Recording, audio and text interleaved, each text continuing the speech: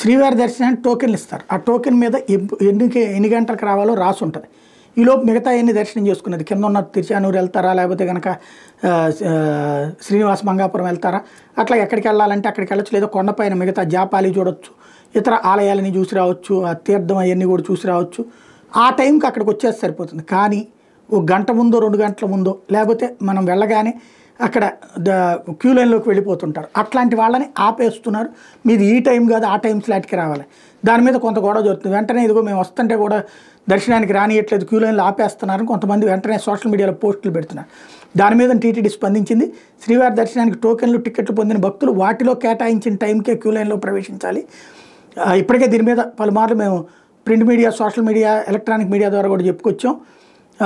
అదే సమయంలో కొంతమంది భక్తులు తమ కేటాయించిన సమయానికి ముందే వెళ్ళి క్యూ లైన్లోకి అనుమతించాలని సిబ్బందితో గొడవకు దిగుతున్నారు. సోషల్ మీడియాలో కూడా అసత్య ప్రచారం చేస్తున్నారు. ఇది సరైన పద్ధతి కాదని చెప్పుకొచ్చారు.